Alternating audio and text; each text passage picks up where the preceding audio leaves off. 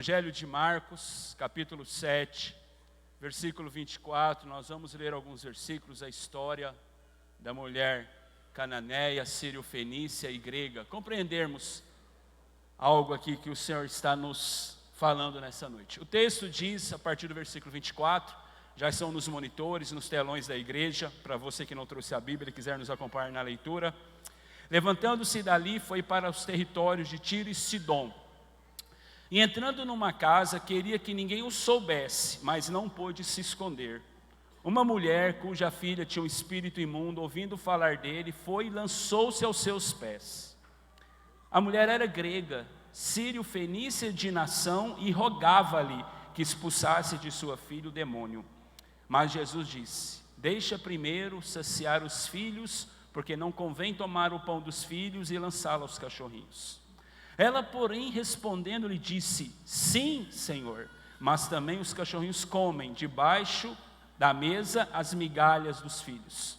Então lhe disse-lhe: por essa palavra vai, e o demônio já saiu de tua filha. E indo ela para sua casa, achou a filha deitada sobre a cama, pois o demônio já tinha saído. Amém?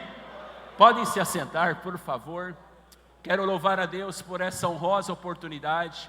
Grata a Deus pela vida do meu líder, pastor, bispo Oídio José do Carmo, juntamente com a sua esposa, sua família, pastor Samuel, meu amigo, meu irmão, todos os vices, pastor Lucas, doutor Lucas, pastor Edmilson, e todos os obreiros que se fazem companhia a mim nessa noite. Queridos, vamos entender um pouco essa ação do Espírito Santo nessa noite, através da história da mulher cananeia. Uma história bastante interessante, cheia de detalhes enriquecedoras, para que nós possamos compreender o amor de Cristo, a compaixão, a misericórdia, né? Nós temos aqui o relato de uma mulher que tinha uma problemática na sua casa. A mulher tinha uma filha de aproximadamente 12 anos de idade, como Mateus vai aproximar, dizer era uma menina. Todas as vezes que a Bíblia relata o título ou nomenclatura de menina, a Bíblia está dizendo que uma adolescente de aproximadamente de 10 a 12 anos de idade. Pois bem, uma mulher que não tinha nome, ela tinha apenas alguns títulos. Ela tinha uma filha que estava agora com uma opressão demoníaca sobre ela. E essa mulher, de nascimento, ela era sírio-fenícia, ou seja, ela era uma mulher árabe, ela não tinha muito a ver com o povo de Israel. Marcos também vai dizer que ela era grega, porque as suas vestimentas denunciavam a qual nação o seu pai pertencia. Ela andava vestida como grega, ela era filha de pais gregos. Tem um outro porém agora, Mateus enfatiza no capítulo 15 do seu livro, o mesmo texto chamando ela de cananeia. O que quer dizer isso? Ela adorava a deuses cananeus. Então essa mulher, ela não tinha uma genealogia judia na sua vida, e nem israelense, nem hebraia. Ela não fazia parte de nenhuma das tribos, tanto é que ela morava na região fora de Israel. A Bíblia vai dizer que Jesus agora deixa Israel e vai para as regiões de Tiro e Sidom. Aonde se encontra a região de Tiro e Sidom? Atualmente a região de Tiro e Sidom se encontra no Líbano, que é a antiga Fenícia. Ali na região portuária de Tiro, Jesus chega até aquela região e está ali com a intenção de ajudar uma mulher que andava desesperada, uma mulher que andava amargurada e uma mulher que andava sem solução para o problema encontrado dentro da sua casa. Qual era? Uma filha, que não encontrava libertação em nada. Pois bem, nós sabemos bem que todo nome que está sobre todo nome é o nome de Cristo, é o único nome que pode libertar uma pessoa de uma opressão demoníaca. Essa mulher, ela não encontrava socorro, não encontrava a resolução do seu problema onde ela morava. Então Jesus vai até ela com uma simples intenção. O que me chama a atenção em Jesus é essa intenção escondida por detrás das palavras que Jesus estava querendo ensinar aos seus discípulos. A Bíblia fala no Evangelho de Mateus, no capítulo 15, a partir do versículo 22, que quando Jesus chega a esse mesmo lugar, a mulher vem gritando, dizendo: Jesus, filho de Davi, tenha compaixão de mim, porque a minha filha está miseravelmente endemoniada. Os discípulos, assistindo aquela cena, entendendo a observação que Jesus havia dado a eles. Qual era a observação que Jesus havia dado a esses discípulos? Nós vamos a uma região, mas ninguém pode saber para onde nós estamos indo. Pois bem, Jesus chega nessa região, os discípulos imaginando que naquela região ninguém saberia da presença de Jesus, uma mulher sabe. E dentro do texto nós vamos descobrir como é que essa mulher sabia que Jesus estava ali. na região da Fenícia. A Bíblia fala que agora os discípulos dizem para Jesus: Jesus, dispensa essa mulher, porque ela vem gritando atrás de nós. Por que os discípulos estavam falando isso? Porque Jesus havia dado uma ordem, que não queria que ninguém soubesse para onde eles estavam indo. Bom, salvo a única pessoa a qual Jesus queria que soubesse era a mulher, nada além dela. Então os discípulos olham para aquela mulher e veem uma mulher que estava pondo por fim um plano de Jesus. Olha como a visão nossa é muito diferente da visão de Jesus. Quando os discípulos ouvem a mulher gritando, elas chegam ao pé de Jesus e falam assim: Senhor, despede-a, que vem gritando atrás de nós. Era muito comum naquela época as pessoas correrem atrás de Jesus e gritarem. Nós temos grandes relatos bíblicos, o principal deles, se não o mais, do cego de Jericó que gritava, porque como ele não via, então ele gritava para ver se Jesus ouvia a sua voz, porque ele não conseguia ver a Jesus. Então era muito comum as pessoas andarem atrás de Jesus, clamando por Jesus, não naquela terra. Então é por isso que os discípulos olham para aquela mulher e não entendem o problema que ela está passando, então pede para que Jesus mande ela embora. A visão geralmente humana é essa, é uma visão de desprezo, é uma visão de pedir para que a pessoa vá embora. Mas quando Jesus olha para aquela mulher, ele vê uma mãe desesperada, ele vê uma mãe que precisava de socorro. Diferente da visão humana, que de repente falava assim: ela está atrapalhando a nossa comissão aqui nessa região, pede para que ela se vá, ela está atrapalhando o nosso plano que o Senhor tinha para nós. Mas não, o plano de Jesus naquela terra era aquela mulher, só que os discípulos não estavam vendo isso. Os discípulos estavam vendo com olhar humano e Jesus estava olhando com olhar de misericórdia. E geralmente na nossa caminhada é assim. As pessoas vão olhar para nós e não vão entender o problema que estamos vivendo, mas tem um que vai olhar para nós e saber o que estamos passando. As pessoas vão olhar para você e vão dizer que o seu problema muitas das vezes não tem solução, mas aquele que não há problema insolucionável para ele vai olhar para você e dizer: seu problema tem uma solução, eu sou capaz de curá-lo, de libertá-lo, de salvá-lo, de perdoá-lo e de levar você para o céu. Jesus não ouve os discípulos, pastor Samuel. Quando os discípulos se calam, a mulher ultrapassa os discípulos e aí a mulher faz algo que chama a atenção de Jesus, ela ganha o coração de Jesus. Mateus diz que essa mulher se prostra diante dele e não grita mais: Jesus, filho de Davi. Não, agora ela passa a chamá-lo de Senhor. Ela deixa o título de milagreiro e passa a falar para que ele passe a ser o dono da vida dela. Ela fala assim: Senhor, socorre-me. Jesus para. É uma cena um tanto incomum. Geralmente os mestres, os profetas não eram bem-vindos na terra dos árabes, mas agora está lá o mestre do mestre visitando uma terra onde grandes profetas não foram muito bem-vindos. Está aquele homem diante daquela mulher com um problema na sua casa. Aquela mulher se ajoelha diante dele e fala: Senhor, socorre-me. Começa um diálogo enigmático, mas com uma resolução extraordinária. Jesus usa uma linguagem cultural para falar para aquela mulher qual é o papel dele e qual é o papel dela. Jesus falou assim: não é bom ou não é lícito me pegar o pão e deitá-lo aos cachorrinhos.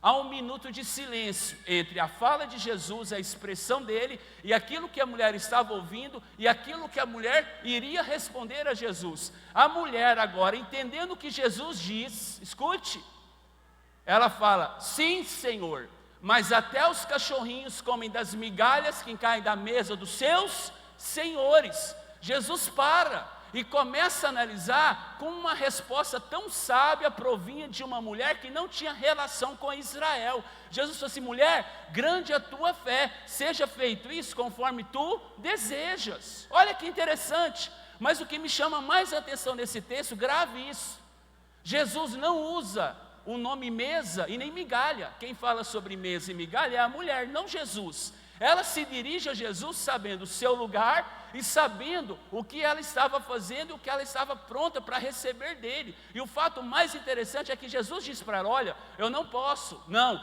Jesus não falou assim: ó, é proibido. Não, Jesus falou assim: não é bom, não me é lícito pegar o pão dos filhos e deitá-lo aos cachorrinhos. Com quem Jesus estava falando? Jesus estava falando com Israel, que ele é o pão vivo que desceu do céu para a nação de Israel. Era isso que Jesus estava falando para aquela mulher. E a mulher entende, ela falou assim: é verdade.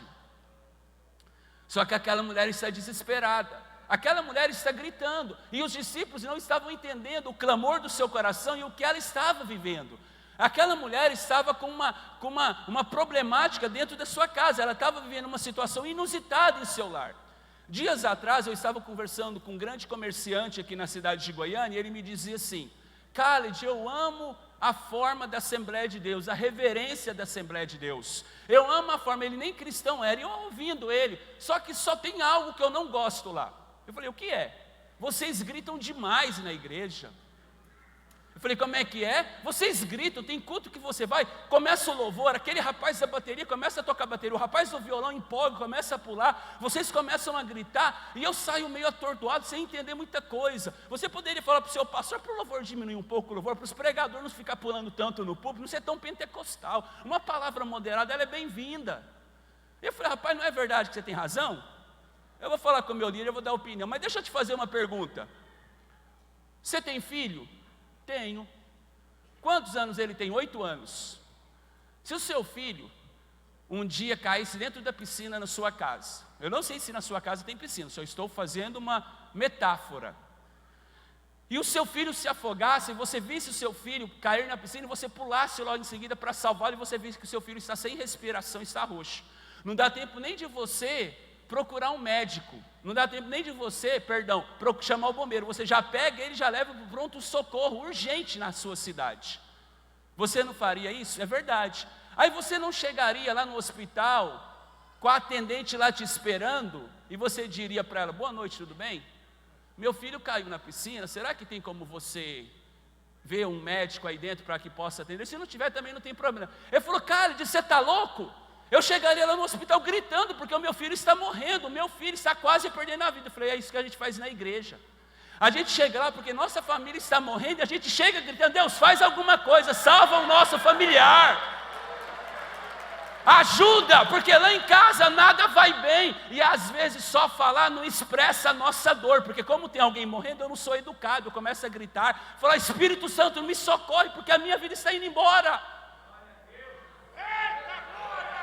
Ele disse, Khaled, eu não deveria te perguntado isso. Eu falei, lógico, ele está aqui gritando ou falando, ele vai te ouvir, é a oportunidade de você conhecê-lo. Permita que ele entre no seu coração e fale o que ele fala conosco lá na igreja que a gente grita. Ele falou, não, eu quero ir uma vez lá na sua igreja e gritar. Eu falei, então a porta está aberta, vamos lá e grita lá dentro da igreja com a gente. Você entende? Os discípulos não sabiam o que a mulher estava passando. E o olhar humano, ele é condenatório, mas o olhar de Cristo, ele é misericordioso. É um olhar de bondade, irmão. Quando alguém encontra o olhar de Cristo, não há nada que resista ao olhar compassivo e misericordioso dele. Você pode olhar todos os olhos desse mundo, mas quando Cristo te olha é diferente de todos os olhares dessa terra. O olhar dele é um olhar de bondade, de misericórdia. Você se sente constrangido quando Jesus encontra com o seu olhar. Não há como resistir a esse amor. A mulher gritava, bispo, por um milagreiro, mas quando ela olha Jesus, ela entende que Jesus não queria ser apenas um milagreiro. Então ela vai até o encontro, se prostra, e agora ela chama ele para ser Senhor da vida dela. E ela diz, mas até os cachorrinhos comem das migalhas que caem da mesa dos seus senhores. Entenda o contexto cultural. Quando Jesus chama ela de cachorrinha, não está desprezando. Não, a palavra cachorrinho aqui no original significa animais de estimação, aqueles que ficam correndo ao redor da nossa mesa quando estamos comendo, esperando uma parte da refeição, seja no café, seja no almoço, seja no café da tarde, ou seja até mesmo na janta, aquele cachorro que você cuida tão bem. É sobre isso que Jesus está falando, mas quem usa o termo mesa é ela. Sabe a quem ela está se referindo quando ela fala mesa? Sobre Israel, escute isso. Quando ela diz sobremesa, que até os cachorrinhos comem ao redor da mesa, esperam que a migalha caia para que eles comam, ela está se referindo a Israel, ela está dizendo, sim Senhor, culturalmente eu não tenho direito ao pão, o pão é dos judeus, daqueles que estão sentados à mesa, eu reconheço o meu lugar e reconheço quem sou, eu não estou exigindo aquilo que é dos judeus, eu só vim aqui buscar uma parte minha, apenas isso. Interessante, né? Flávio Josefo e outros estudiosos bíblicos vão dizer que a mulher sírio-fenícia ou cananeia, ela ficava ao redor de Israel esperando que Jesus fosse até a terra dela, é por isso que ela sabe que Jesus está indo lá. Havia uma ordem de Jesus, não quero que ninguém saiba para onde estamos indo. Mas a mulher sabia, porque a história de Jesus, os milagres de Jesus corria todo ao redor de Israel, como diz o evangelista Marcos nos primeiros capítulos. Só que essa mulher não poderia entrar em Israel, porque ela adorava a deuses cananeus, por isso que ela é chamada de cananeia. Ela se vestia como grega, por isso que Marcos se refere como ela é grega, e ela era árabe, por isso que a Bíblia fala que ela era sírio-fenícia. Ou seja, a rincha, a religiosidade, a identidade cultural não se identificava entre os judeus e os povos árabes. Então, qualquer momento que ela entrasse dentro do Estado de Israel, ela estaria sentenciando a ela e a sua filha. Em vez de ela encontrar solução para o problema da filha, ela estaria trazendo um outro problema para o seu lar. Então, ela ficava onde? Ao redor da mesa. Por isso que ela fala mesa, ela está se referindo a Israel. Ela falou assim: eu estou aqui, aguardando ansiosamente para aqueles que estão assentados à mesa se fartem do pão e joguem a migalha para mim, para que eu possa comer a migalha. O que ela está falando para Jesus quando ela fala sobre migalha? Escute, a quantidade não altera a propriedade do produto. A essência do produto não é alterada pela quantidade que alguém possa comer. Então, o mesmo milagre, a mesma salvação, o mesmo poder de cura, de libertação que há no pão que os judeus estão comendo, há na migalha que o Senhor me der. Eu não vim buscar o pão, deixe que os judeus se alimentem do pão. Eu vim simplesmente pegar um pedaço de migalha. Consegue entender o que a mulher desvendou? Ela está dizendo: Senhor, se o Senhor me der uma migalha hoje, no culto dessa noite aqui na Assembleia de Deus de Campinas, eu vou levar para minha casa o meu milagre. Se o Senhor me der um pedaço de migalha, eu vou levar para o meu lar a libertação da minha família. Se o Senhor me der um pedaço de migalha, eu vou levar para minha casa a salvação. Se o Senhor me der um pedaço de migalha, eu vou levar para casa a cura. Aí Jesus para. Jesus está há 31 anos tentando convencer o povo judeu que Ele é o pão vivo que desceu do céu, e eles não querem aceitar. Aí vem uma mulher árabe que não tem nada a ver com nada, que não é orgulhosa e nem egoísta de si mesma, e chega lá e fala assim: eu sei quem eu sou, eu sei o meu estado, eu sei de onde eu vim, eu sei o meu nascimento, eu sei a qual Deus eu estava adorando até te encontrar. Se os judeus não querem o Senhor, aceitar o Senhor como pão, eu, uma simples cachorrinha, estou disposta a levar para casa uma migalha. Jesus para, não tem como não parar diante de um pedido desse. Jesus fala assim: mulher, que fé é essa? Uma fé do tamanho de um pedaço de migalha que transformou a história da sua família. Uma fé do tamanho de um pedaço de pão que mudou a identidade dela. Agora ela não era mais cananeia. Jesus fala para os discípulos: eu não vim senão as ovelhas perdidas à casa de Israel. Agora ela é uma ovelha perdida que foi encontrada pelo pastor verdadeiro das ovelhas. Ela não é mais uma perambulante pelaquela época, ela não é mais uma andarilha, ela não é mais aquela mulher conhecida como Canané. Agora não, agora era uma mulher legitimamente salva, purificada, perdoada, amada pelo nosso Senhor Salvador Jesus. Eu te pergunto, como não permitir ser encontrado por esse olhar? Os homens podem estar te desprezando, como os discípulos fizeram na primeira instância, mas depois eles entenderam. Vai embora. Vai embora, o que você quer aqui? Seu problema não tem solução, pode ir. Você não vê quem você é? Era a primeira visão dos discípulos.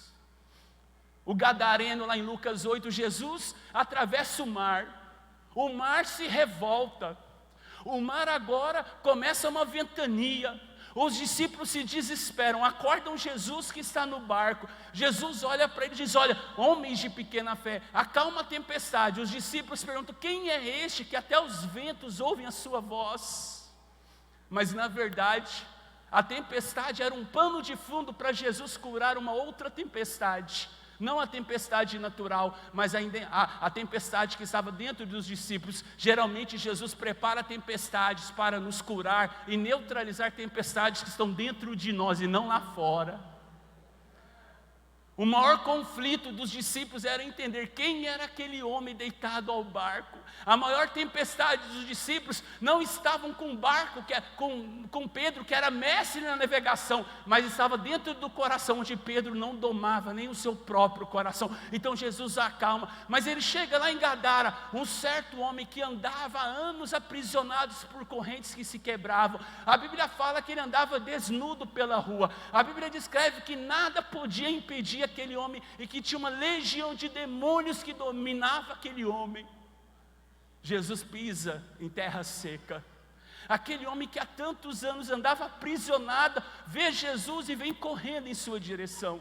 E a primeira ação daquele homem é se prostrar, um ato de rendição. E aí Jesus ali prepara um momento de libertação daquele homem. A Bíblia diz agora que aquele homem liberto, sentado em sã consciência e vestido. Olha que fato interessante, a Bíblia diz que aquele homem não estava mais nu, estava vestido, não era mais dominado por demônios, não, agora ele estava liberto, ele tinha domínio próprio, ele tinha sã consciência. Ele chega para Jesus e fala assim: Senhor, deixa eu ir contigo. Jesus fala assim para ele: não, volta para sua casa e diz aos seus tudo aquilo que foi feito para contigo. Jesus não muda só a minha parte espiritual. Jesus, quando me encontra, Ele muda a minha vida familiar, Ele muda a minha vida moral, Ele muda o meu contexto social. A Bíblia fala que aquele homem não tinha roupa, agora tinha. A Bíblia fala que aquele homem andava acorrentado, agora ele está liberto. A Bíblia fala que ele não tinha consciência, agora ele tem consciência. O mesmo caminho da vergonha que ele andava endemoniado, foi o mesmo caminho que Jesus ofereceu a libertação, e ele voltou liberto para casa. Às vezes os caminhos da vergonha nos causam dores, escute isso. Às vezes os caminhos das desonras nos causam tristeza. Passamos por caminho que as pessoas nos dizem algo sobre nós que não é verdade, mas isso dói, isso machuca. Mas o Evangelho proporciona não a vingança, não, proporciona que sejamos curados, libertos e voltemos pelo mesmo caminho, mostrando para as pessoas quem somos. João 9 tem um texto maravilhoso. A Bíblia fala que Jesus cura um cego de nascença com um lodo que passa em seu olho. Aquele homem agora, doutor Lucas, ele está vendo, enxergando tudo. E a Bíblia fala que aquelas pessoas que acompanhavam a sua vida procuravam o cego de nascença. Cadê o cego? Cadê aquele cego que estava aqui pedindo esmola? Onde está aquele cego? E aquele cego estava diante deles, olhando as coisas, vendo as paisagens, enxergando tudo. Jesus havia curado o cego e as pessoas procuravam o cego. Geralmente é assim. Somos curados, libertos, restaurados, e as pessoas estão procurando o velho homem. Somos libertos, perdoados, temos os nossos nomes escritos no livro da vida, e as pessoas ainda estão procurando aquele velho homem. O Evangelho te oferece isso. O Evangelho te oferece um novo viver. O Evangelho te oferece um novo modo de vida. O Evangelho te oferece salvação. O Evangelho te oferece vida eterna. E as pessoas por perto não vão entender, porque não vão acreditar que agora existe um homem nobre, um homem fino, uma mulher curada, uma mulher restaurada, uma mulher purificada, uma mulher que não fala mais gírias, mas que fala palavras de bênção, uma mulher que não se esbraveja mais, mas uma mulher longânima, um homem não que grita mais, um homem de domínio próprio, um homem capacitado, um homem honrado, um homem lavado, um homem que entende que de fato Cristo o encontrou. Olha só que a grandeza do cristianismo pode oferecer a nós. Eu me lembro do filho pródigo, para nós encaminharmos para o final e eu entrar dentro de algo que eu quero lhes contar nesse final de palavra. A Bíblia fala no Lucas 15, a partir do versículo 23, que o filho pródigo está voltando para casa. E quando o filho está voltando para casa, ele está cheio de questionamento. Ele quer ser tratado como escravo. Ele se levanta e pensa: eu vou voltar para a casa do meu pai e pedir para que o meu pai me trate como um dos seus servos, como um dos seus escravos, a palavra original. A Bíblia fala que o pai, vendo ele ao longe, se levantou movido de íntima compaixão, foi ao encontro do filho, se lançou em seu pescoço e começou a beijar. O filho disse: pai, pequei contra ti e contra o céu, já não sou digno mais de ser chamado teu filho, me trate como um dos teus escravos. Sabe por que ele estava dizendo isso? Porque ele viu os seus atos que ele fez contra o pai. Ele andou pelo mundo, vagando pelo mundo, em uma vida dissoluta, perdendo tudo, arruinando a sua herança, destruindo tudo. Mas quando o pai o vê, não vê um escravo, vê um filho.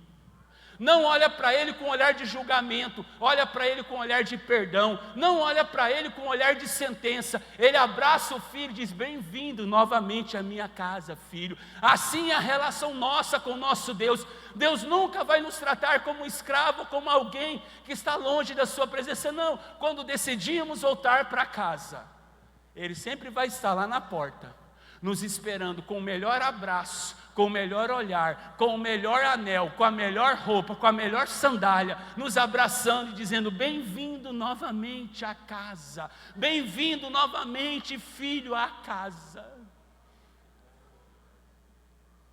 Eu estava na cidade de Barreiras, na Bahia, na nossa igreja lá, presidida pelo pastor João.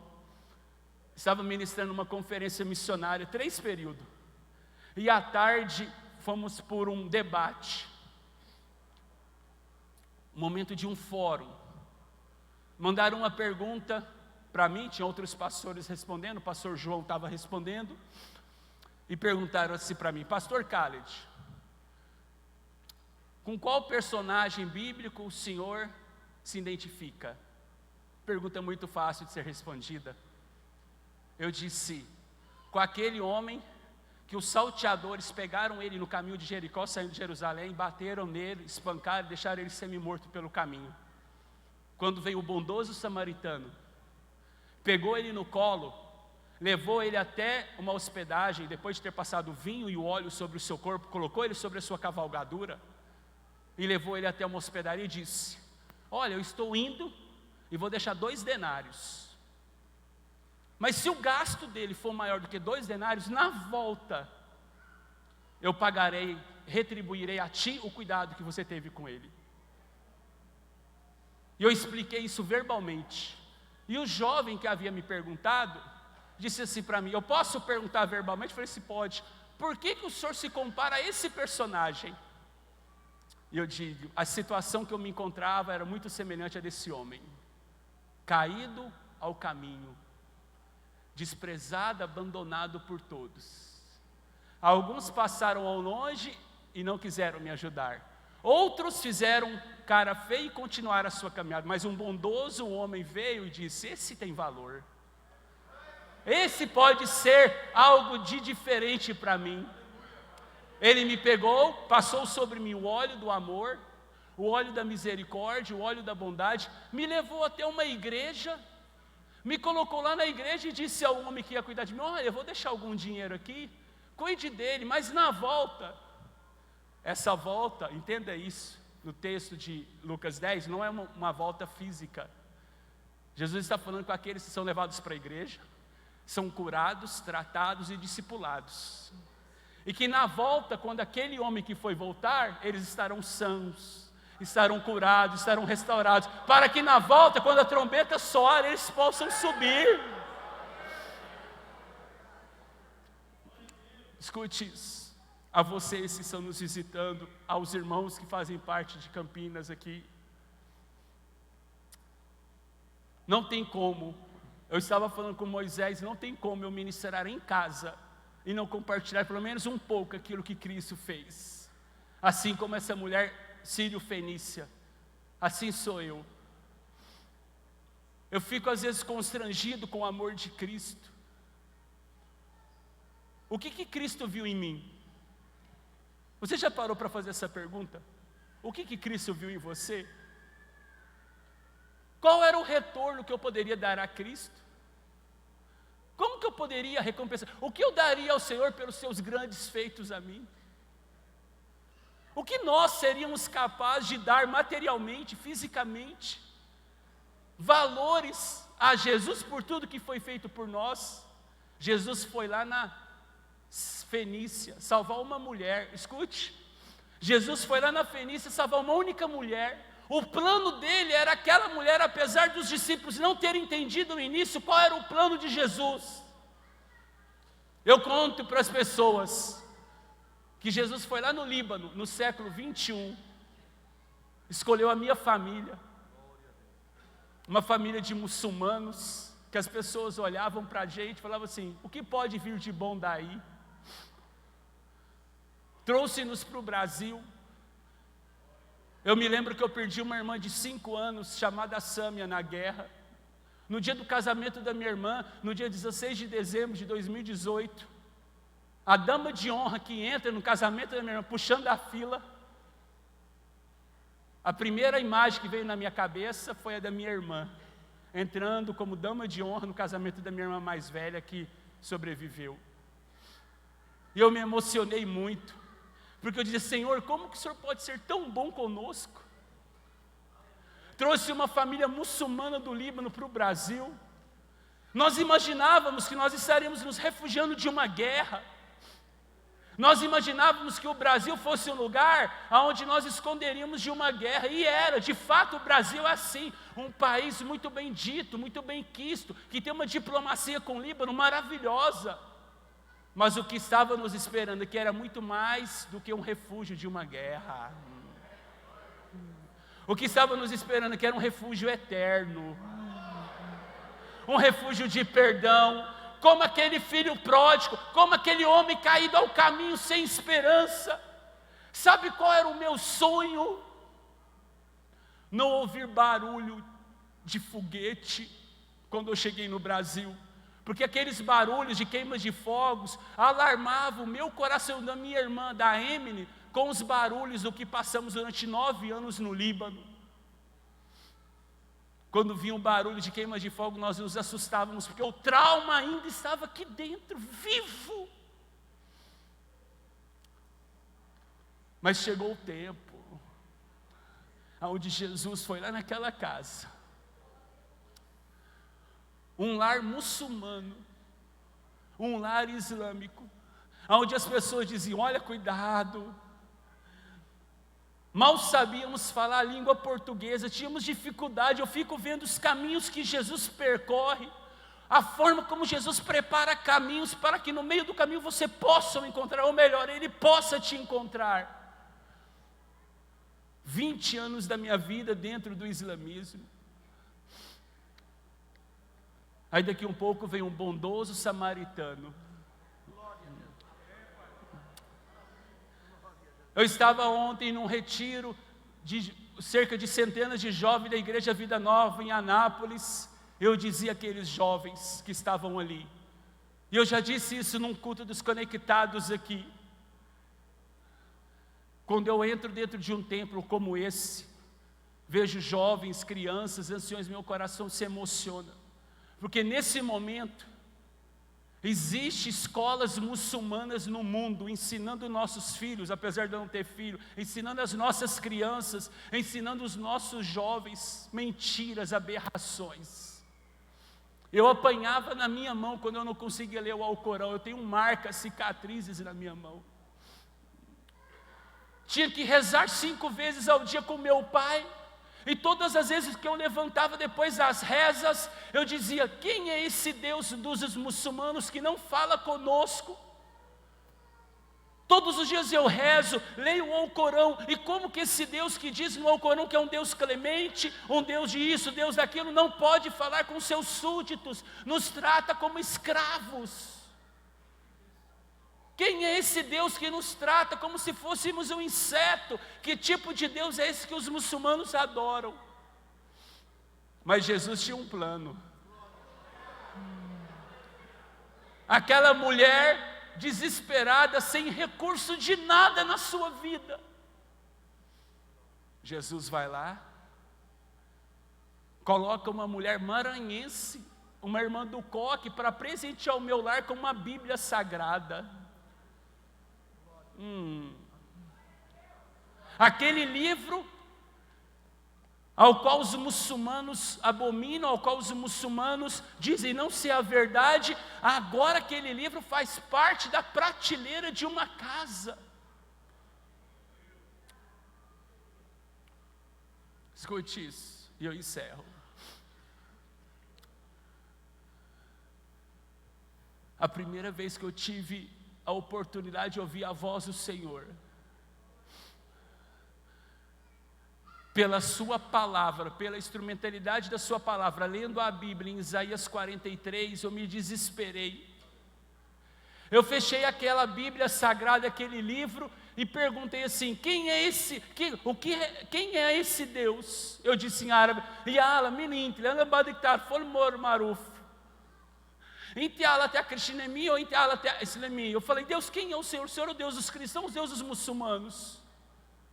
Há 20 anos eu tenho lido esse livro, ao Corão, e nunca ouvi a sua voz como estou ouvindo pela primeira vez que eu li esse livro.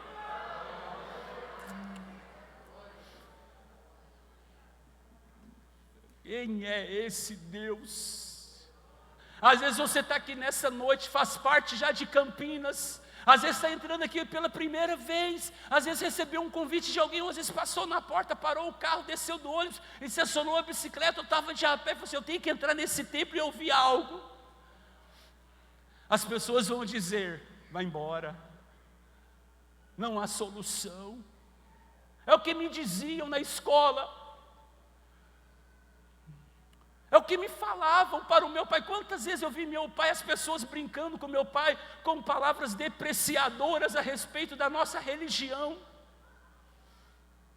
Cuidado com esse povo.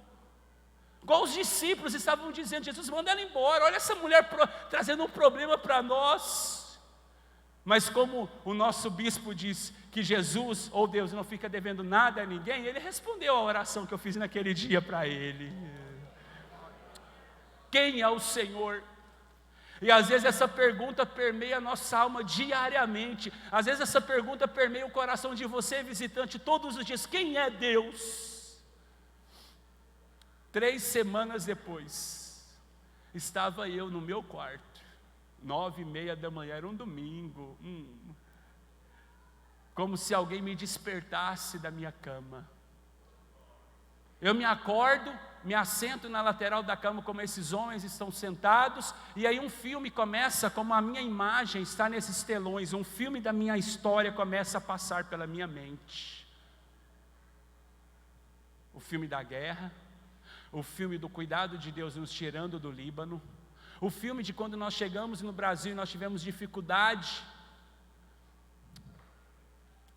Às vezes as pessoas me convidam para almoçar: Khaled, o que você come? Eu falei: um arroz com ovo que você fizer eu como. Porque só quem passou fome sabe o valor de um arroz com ovo. Foram 3 meses, mas foram 3 meses de ensino. Mas aí tem a parte boa. E aí toda a cena da minha vida na minha mente. Eu lembro das vezes que eu ajoelhava e orava e Deus não falava. Eu lembro que às vezes eu li o Alcorão e Deus não falava. A última cena que veio na minha mente foi a cena que eu tinha lido aquela Bíblia Sagrada pela primeira vez. Acabou, ficou em branco a minha mente. Mas eu senti que ali dentro do meu quarto tinha uma luz e uma presença de uma pessoa. Quando eu abri os meus olhos, a primeira visão que eu tive foi do chão. Um homem de pé diante de mim, com as suas vestes resplandecentes, em cada tornozelo uma cicatriz.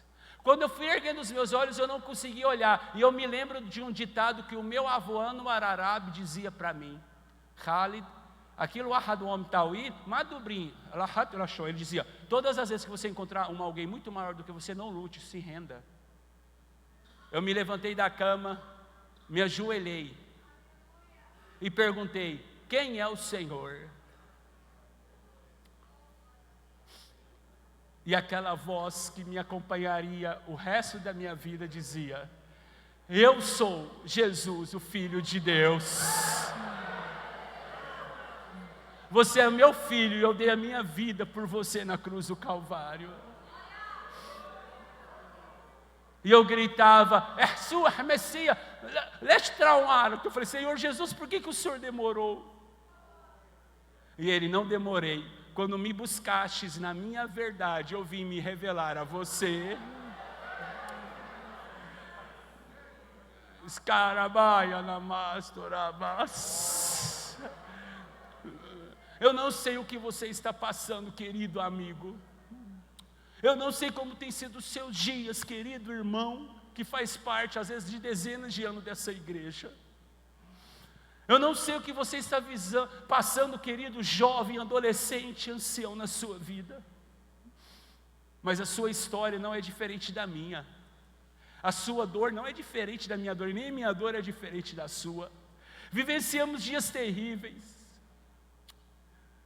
Mas eu quero te falar sobre um amor que não olha, que não escolhe pela exclusividade daquilo que os homens dizem, daquilo que os homens falam, mas um amor de alguém que morreu por nós na cruz do Calvário para nos salvar. E eu gritava dentro de meu quarto, dizendo, como eu quis lhe conhecer, como eu estava esperando esse momento. 20 anos longe do cristianismo. E a primeira impressão que eu tinha do Evangelho, escute isso, era que se eu tivesse um encontro com Jesus, Ele viraria as costas para mim. Por todos os anos que eu disse que eu fui maldizente a respeito do Evangelho, porque fui ensinado desde criança. Eu imaginava que se eu conhecesse o Deus dos cristãos, eu seria punido por tantos erros que eu havia cometido contra Ele, mas não foi isso que aconteceu, não. Lá estava Ele de braços abertos, me abraçando, me recebendo e me amando. Lá estava Ele pronto para me perdoar, pronto para me salvar e curar as minhas feridas. Trabalha, Naya, Manas. Eu disse para o pastor Moisés, na hora que eu sentei aqui, que o bispo anunciou, o Khaled vai pregar hoje. Eu falei assim, ei, cara, você está com frio na barriga? Eu falei, eu sabia. De manhã o Senhor falava para mim. Hoje eu acordei e o Espírito Santo fala, prepara-te, porque hoje tu serás instrumentos meus na igreja. Eu vim falar simplesmente de um amor que cura. E eu termino. Expulso de casa. 10 anos fora de casa por ter sido convertido ao cristianismo. Expulso pelo próprio pai. Mas hoje, eu tenho um pai cristão. Um pai que há 10 anos depois da minha expulsão, me chamou de volta e me disse, eu preciso desse Deus que você recebeu um dia na sua vida. Meu pai tem 76 anos. Durante 72 anos da vida dele, viveu no islamismo. E eu encerro dizendo e fazendo uma pergunta para vocês. O que é impossível para Deus? O que é impossível para Deus, igreja? Nada. Quando eu olho para o meu pai, eu digo, Senhor Ali Abdurrahim Nissaif, o Senhor é a minha referência, o Senhor é o meu espelho, porque quando eu vejo o Senhor convertido, eu não duvido que Deus possa converter mais ninguém, não duvido do que Deus possa fazer. Eu queria que você ficasse de pé no seu lugar.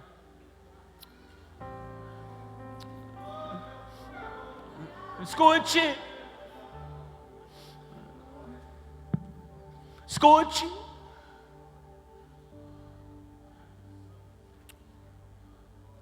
O Espírito Santo de Deus está nos convidando a um padrão de relacionamento nessa noite. O Espírito Santo está te convidando, amado amigo, para tomar uma das decisões mais importantes na sua vida. E a você que está na igreja, e a você que faz parte dessa igreja, mas sente-se longe dos caminhos do Senhor.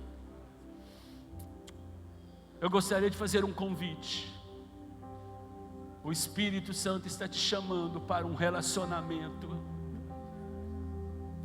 O Senhor está te convidando para viver uma história de amor, semelhante à minha e semelhante a muitos que estão aqui nessa noite. O Senhor quer te libertar. Às vezes os homens não estão te olhando como Deus olha. Às vezes você está se sentindo inibido, prejudicado, até mesmo ameaçado por olhar dos homens. Mas tem um olhar aqui perdoador, um olhar onde o Senhor quer te salvar nessa noite. E o Senhor falava comigo de manhã: muitos que não sentem mais a alegria da salvação na minha casa precisam voltar a sonhar, precisam voltar a sentir alegria, precisam novamente sentir o gozo da alegria da salvação. Muitos estão com suas mentes cauterizadas, com seus corações paralisados, e o Espírito Santo está te convidando. Eu gostaria que você saísse do seu lugar. Eu não, o Espírito Santo de Deus gostaria que você saísse do seu lugar e você viesse à frente aqui, receber um abraço do Senhor, receber um abraço do Pai nessa noite. Cadê você que nessa noite precisa sentir novamente o amor do Pai? Você que está na galeria, que perdeu o contentamento e a alegria.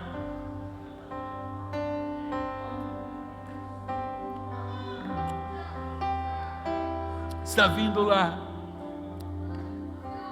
O Espírito Santo está te chamando, filho. O Pai está te chamando.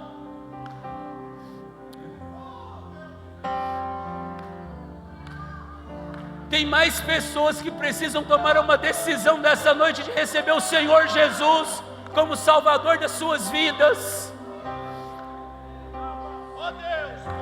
Existem pessoas que perderam a alegria da salvação, saem de casa todos os dias na incerteza. O Espírito Santo está te chamando para uma certeza, a certeza do amor, a certeza do seu nome escrito no livro das vidas.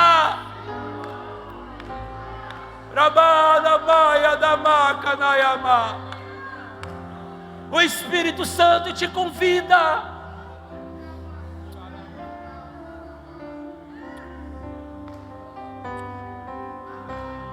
O Espírito Santo convida você. É noite de salvação, é noite de nós reconciliarmos.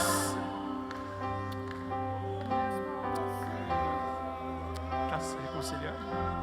Aceitando Jesus? Aceitando Jesus? Que alegria! O amor do Espírito Santo está aqui, hoje sendo oferecido a nós. O amor do céu está aqui a nosso dispor.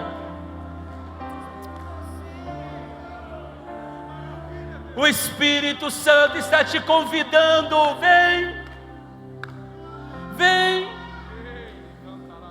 vem. O Pai está à porta com sandálias novas, com um anel novo, com vestes novas.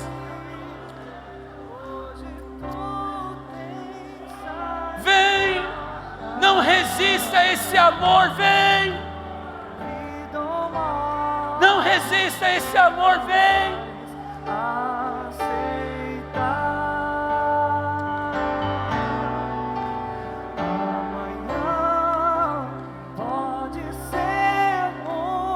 Esse amor irresistível. Há perdão aqui no altar, a salvação aqui no altar, a libertação aqui no altar nessa noite. Meu amigo, hoje tu tens a escolha. O Espírito Santo te convida, vem. O Pai está à porta dizendo: vem, filho amado.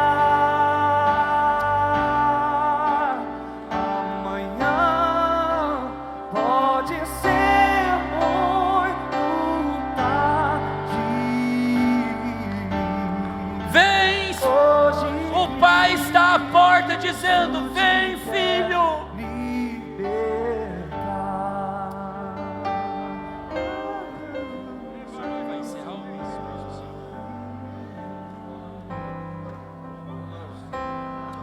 Senhor, que noite especial, Espírito Santo. Que noite especial, Espírito Santo. Que noite especial, Espírito Santo de Deus. Nós estamos aqui, Senhor, dizendo que nós te amamos. Nós estamos aqui nos rendendo a esse amor, nos rendendo ao teu amor, à tua graça e à tua bondade. Senhor, escreve novamente o nome dos seus filhos no livro da vida. Devolve novamente a alegria da salvação a eles. Marca a vida deles nessa noite, para que nunca mais saiam da tua presença.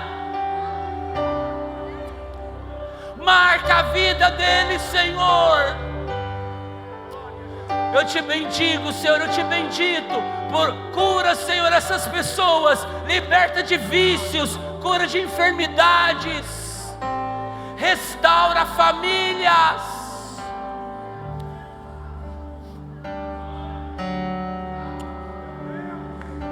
Olhe para mim, vocês que estão aqui à frente. Tenho uma certeza. Eu e você entraremos lado a lado no céu. Estaremos juntos no grande dia. Nos lembraremos desse momento e nos alegraremos no Senhor. Não haverá mais lágrima. Não haverá mais angústia. É só passageiro que você está sentindo. Não haverá mais dor. Será alegria. Será louvor.